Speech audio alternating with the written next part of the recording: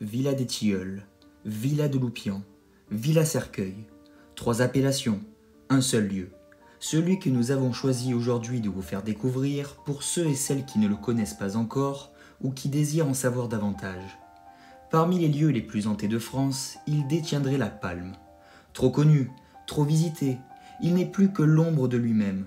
Et pourtant, il dissimule toujours ce secret qui a forgé au cours du temps sa sinistre réputation.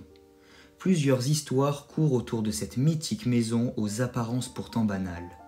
Pourquoi la clôture est-elle en forme de cercueil et pourquoi aucun propriétaire n'a voulu l'habiter? Tant de questions se posent à son sujet. Nous vous invitons avec nous dans cette mystérieuse maison.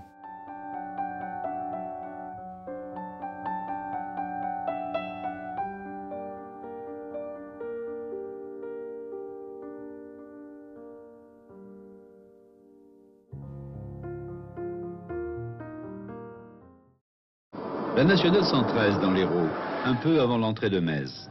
À 2 pas, un embranchement, celui du vieux village de Loupian. Et là, enserré dans l'océan des vignes, cette demeure qui ne devait pas manquer d'élégance il y a un siècle. Allez, anciennement le manoir des Tilleuls, même si le panneau n'est plus là. Hein. Même le panneau a été volé certainement, puisque c'est quand même un endroit mythique qu'on va visiter. On passe sa grille facilement. Alors les amis, on tient à préciser quand même que malgré le fait que le lieu soit tagué dans un piteux état, on tenait à vous le présenter. Pour l'histoire. Pour la simple et bonne raison qu'il y a une histoire très particulière derrière. D'ailleurs, vous remarquerez, on est en dilettante.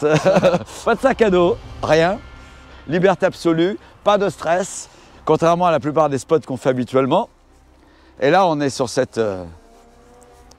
sur ce domaine-là. Ouais, ce petit manoir, hein, finalement. Enfin, qui n'en est plus trop un, d'ailleurs. Non, ben là, c'est vraiment ce qu'il en reste. Hein.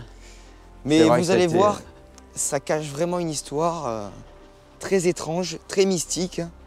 C'est vraiment le côté extraordinaire qui nous attire ici. Avec de nombreux dessins qu'on va vous montrer d'ailleurs tout de suite. Bon, par contre, l'accès est quand même facile. Pas de problème de progression. Ah là, on est vraiment à l'aise. Il n'y a plus qu'à suivre le petit chemin. Alors, on n'est pas les premiers à venir. Hein. Vous le savez certainement déjà si vous suivez un peu certaines vidéos sur YouTube. Bon, c'est un incontournable, vraiment un incontournable de notre discipline qu'est l'urbex. Même si on ne s'intéresse pas forcément au paranormal, on ne pouvait pas passer outre. Oui, parce que, regardez, bon. Là, on arrive directement dessus. Ce beau manoir. Ce qui est intéressant, alors on va quand même essayer de repérer les... Malgré le fait qu'il soit tagué. Les signes intéressants, ce sont ces symboles quand même, hein, que personne n'a réussi à expliquer jusqu'à présent, notamment cette étoile. Alors, si vous la verrez à la caméra. Ce seraient des symboles telluriques, je ne sais pas. Là, il y a une espèce de A. En tout cas, ce qu'on peut interpréter comme un A. C'est bizarre. Plus loin, on a encore une étoile qui sont gravées juste dans la terrasse devant cet édifice qui n'est plus que ruine. Et comme vous allez le voir dans cette exploration avec les plans drone qu'on a fait juste avant, cette maison est en forme de cercueil. Enfin, la clôture de cette maison, du moins. La propriété est délimitée par un mur qui lui donne une forme de cercueil. Et la maison est juste au milieu. Maintenant, nous allons parler de notre magazine de l'étrange et d'une maison particulière. Cette maison, elle se situe dans l'Hérault, près d'un tout petit village qui s'appelle Loupian, pas très loin de la nationale 113 et de Metz. Une maison particulière, car on l'a dit, hantée. Est-elle vraiment hantée ou non? En tout cas, il se passe des choses assez bizarres dans cette maison qui avait été achetée par un propriétaire qui ne l'a jamais habitée. Un autre propriétaire l'a repris, un autre encore. Bref, aujourd'hui, elle a toujours un propriétaire, elle n'est pas totalement abandonnée, mais celui-ci ne l'habite pas non plus, car on y entend des choses assez curieuses et assez particulières durant la nuit. Alors nous partons donc dans ce petit village de l'Hérault, à Loupian, à la découverte de cette maison hantée, la Villa des Tilleuls. Bonjour à tous les amis. Ravi de vous retrouver. Pour une nouvelle exploration vraiment particulière. Hein. Surtout que c'est vraiment pas ce qu'on filme habituellement. C'est vraiment pas ce qu'on fait. On n'a jamais filmé ça. Hein. Des lieux aussi dégradés. Il n'y a plus rien à l'intérieur. Mais c'est pas grave. La bâtisse n'est pratiquement plus qu'une ruine. C'est vraiment pas ce qu'on aime habituellement. Mais il faut savoir que sur un spot, il y a 2 choses qui nous interpellent. C'est déjà l'état des lieux, effectivement, les meubles, l'histoire qu'ils nous racontent et tout ça. Et là, ce ne sera pas le cas. Mais c'est tout ce qu'il y a derrière. Et là, c'est ça qui nous attire. L'histoire très étrange qu'il y a derrière l'histoire. Le mythe qui accompagne cet endroit. Le mythe qui se rattache au paranormal, Même si c'est pas dans notre domaine, habituellement on fait vraiment de l'urbex pur. Avec des symboles mystiques hein, notamment. Ouais, et effectivement c'est un endroit auquel on pouvait pas occulter quoi. C'est ça, en plus comme on passait devant pour une autre exploration, on s'est dit qu'on allait quand même le faire. Hein. Voilà, mais vous nous direz ce que vous en pensez. En tout cas, ça change des formats qu'on fait d'habitude, hein, bien évidemment. Et pourquoi pas, c'est tout aussi bien. C'est ça. Mais en tout cas, la maison porte bien son nom, hein, parce que ça s'appelle la maison cercueil. Et elle porte bien son nom, effectivement, parce que la clôture est en forme de cercueil. De par l'endroit où elle se trouve, effectivement. Comme si elle se trouvait en plein centre d'un cercueil délimité par son mur d'enceinte. Ouais. Et on nous aurait laissé croire ou penser qu'il y aurait des souterrains sous cette maison, inexplorés. Beaucoup en parlent. C'est ça. C'est aussi le but de notre venue ici, puisque si la maison a été souvent explorée, apparemment les souterrains n'ont jamais, eux, été découverts. Ouais, donc on va essayer de les découvrir. Il y a deux puits juste derrière qu'on va vous montrer. Un puits, c'est sûr. C'est ça. L'autre, un peu moins. Justement, ça n'a rien à voir avec un puits. Vous le découvrirez dans la vidéo qu'on va faire. Et curieusement, on n'explique pas la présence de ce deuxième trou dans le sol qui est quand même beaucoup plus grand qu'un puits normal. Mais depuis des années, les volets sont clos, les grilles rouillées. Toute vie est absente de ce lieu. Seule la vigne y témoigne d'une belle vitalité et le très beau tilleul qui garde l'entrée justifie encore l'ancienne appellation de la maison, la villa des Tilleuls. Mais depuis bien longtemps, les habitants de Loupian lui ont donné un tout autre nom. Ils l'appellent Faïtamal. Dans le patois local, c'est un conseil impératif. Fais ta valise et sauve-toi. On va même pas vous emmener à l'intérieur de cette bâtisse. C'est ça. Trop dégradée. Il n'y a aucun intérêt. On va juste souligner de l'extérieur cette superbe porte d'entrée qui existait autrefois avec ce porche, justement, en pierre de taille. C'était magnifique, avec ces deux colonnes de chaque côté. Et il reste les volets au premier étage qui ont été épargnés, parce que tout ce qui est en dessous a été ou volé ou détruit. Et c'est bien triste hein, d'ailleurs, parce qu'on avait vu des photos de l'état de cette bâtisse avant l'arrivée de... Et à l'origine, elle était même meublée. C'est ça. Il y a quelques années de ça, elle était meublée. Elle était meublée. Il y avait un escalier qui montait au premier étage qui n'existe même plus. Là, finalement, c'est une coquille vide, effectivement. Comme on pourrait appeler ça, c'est ça. Et qui a bien été taguée. Mais on va voir le reste et qui peut nous parler davantage. Maison hantée, le grand mot est lâché.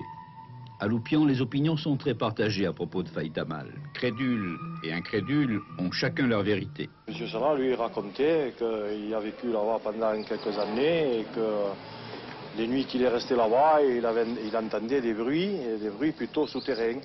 Que d'après lui, il y aurait eu un souterrain qui reliait la maison hantée en passant par la maison gallo-romaine en allant au moulin de Cavaillé, puisque moi-même j'ai trouvé un morceau de souterrain dans la maison, même où j'habite dans le village.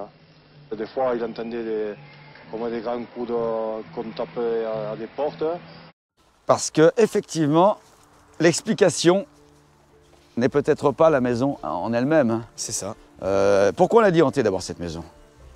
Bon, parce qu'il y a des bruits, des objets se seraient déplacés dans cette maison également, et puis sa situation, comme on vous l'a dit, au milieu d'un terrain qui ressemble curieusement à un cercueil. Mais il y a également un passé qu'on connaît. Elle aurait été occupée notamment pendant la Seconde Guerre mondiale par des brigades SS. Oui, par des brigades SS qui auraient torturé... Qui en auraient fait leur QG, qui auraient torturé des personnes. Des familles, des enfants. C'est bien possible aussi. Et après, il y aurait une petite fille qui se serait pendue. Oui, exactement. Une adolescente qui se serait pendue dans cette maison. Alors effectivement, ça rajoute à chaque fois le côté un peu mystérieux. Ouais, bizarre. Pour le mort, douleur, ça a peut-être imprégné ce lieu, pourquoi pas. Hein. Et même les 12 propriétaires qui se sont succédés, ne l'ont jamais occupé. Ne l'ont jamais occupé.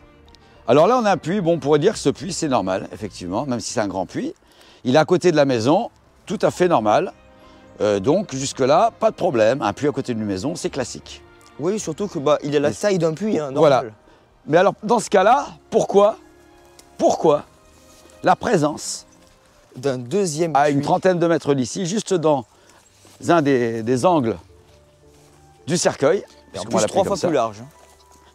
On a une ouverture, qui est effectivement un puits, on appelle ça un puits, mais qui n'a rien d'un puits finalement, parce que je ne vois pas l'intérêt de mettre 2 puits sur la même propriété pour commencer. C'est vrai. Et en plus, d'après ce qu'on sait, au fond de ce puits, il y a une grille qui est fermée, une grosse grille qui ferme, qui est sous l'eau. Ah, voilà, on y arrive là. Il y a une grosse grille qui serait donc sous l'eau, il est immense ce puits là. Et vraiment, il n'a rien d'appui, il n'a rien d'appui. Et il y aurait peut-être des souterrains sous la surface de l'eau et sous cette grille. Mais je pense que c'est tout à fait possible, hein, parce que regardez. Alors, est-ce que ces souterrains passent sous la maison? On peut se poser quand même pas mal de questions, mais surtout pourquoi cet édifice est là comme ça. Il y a aussi une histoire qui relaterait la présence de vestiges gallo-romains. Ah oui, à cet endroit. C'est ça. À cet endroit. Des souterrains. Est-ce que cet édifice ne remonterait pas à cette période? Pourquoi pas? Il y a également une entrée dans ce mur qui a été muré, qui donnait sur cette forêt derrière. Bon, là, ça peut arriver aussi, hein. Mais c'est surtout cet énorme puits qui nous laisse un peu perplexes. Regardez ce puits, hein, les amis. Il est immense. Hyper bizarre de trouver ça. Un diamètre d'à peu près, on va dire, 4 mètres. 4 mètres, ouais, c'est ça. Facilement 4 mètres. La profondeur, on ne la connaît pas. Et puis bon, on ne peut pas y aller, puisqu'effectivement, il y a quand même pas mal d'eau à l'intérieur. Et la maison, regardez, qui est juste ici. Là, on est à l'arrière de la maison. L'arrière de la maison qui est quand même mieux conservé, hein. À la mairie de Loupian, les matrices cadastrales sont en ordre. C'est ainsi que nous avons pu remonter le temps jusqu'au premier habitant de la villa des Tillels en 1880. Il a été aussi son constructeur. Il s'appelait Vivares et venait d'Algérie. Mais lui non plus n'a jamais habité sa propre maison. Il l'a légué à son fils, qu'il a aussitôt revendu. En avait-il lui-même tracé les plans? C'est une question qui intéresserait sans doute les symbolistes. En effet, la bâtisse, qui a un toit en forme de pyramide, 2 triangles et 2 trapèzes, est enclose dans un pentagone irrégulier. Et puis, sur les 3 marches qui conduisent à la porte d'entrée, plusieurs signes ésotériques sont gravés dans la pierre. D'abord, 2 étoiles à 5 branches, un pentagramme que déchiffrerait sans doute le premier initié venu, et puis d'autres signes qui font penser à l'écriture talmudique. Bon les amis, ainsi s'achève cette exploration dans le Qui n'en est pas une en fait, parce qu'on n'est même pas rentré à sud-ouest de la l'intérieur, France, ouais. vu que cette maison n'est plus que l'ombre d'elle-même. C'est ça. Elle a perdu de son faste d'antan, mais en tout cas, quelle que soit sa situation physique actuelle, le mythe demeure, la légende demeure. Et c'est pour ça que l'histoire qu'on vous racontera derrière sera quand même... Le lieu, on vous le très rappelle, bizarre. serait un des lieux les plus hantés de France. Oui, c'est exact. Il fait jour, donc ça va pour nous. On ne serait peut-être pas venu la nuit non plus. Ah la nuit non, je pense pas, parce que Il paraît à que ça ce se qui passe la paraît, nuit. il y aurait des bruits très étranges la nuit, au niveau du sous-sol notamment. Donc voilà. Bon, en tout cas, on va essayer quand même d'aller au village, de s'enseigner auprès des anciens. C'est ça, des habitants, et pourquoi Voir ce qu'ils pas en avoir des pensent. témoignages d'eux que vous aurez dans Qu'on- cette exploration. Qu'on greffera sur cette vidéo. Exactement. Voilà, c'est ça. Bon, en tout cas, si cette exploration vous a quand même plu, malgré le fait que cette maison soit taguée, n'hésitez pas à vous abonner, à liker et à commenter. Et nous, on se retrouve la semaine prochaine, Très prochainement. pour Voilà. une nouvelle exploration. Allez, à très bientôt les bientôt. amis. Bye bye. Ce mystérieux puits qui n'en est pas un constitue peut-être la clé de l'énigme. Que dissimule-t-il dans ses profondeurs? Hormis l'aspect bucolique de notre visite en ce lieu, il est vrai qu'une étrange sensation nous envahit dès que nous franchissons la grille. Sensation de ne pas être seul. Ce site insolite, maintes fois visité, conserve malgré tout son aura énigmatique. Si vous aussi vous traversez cette merveilleuse région de l'Hérault, n'hésitez pas à faire escale en cet endroit mythique, ce cercueil à ciel ouvert.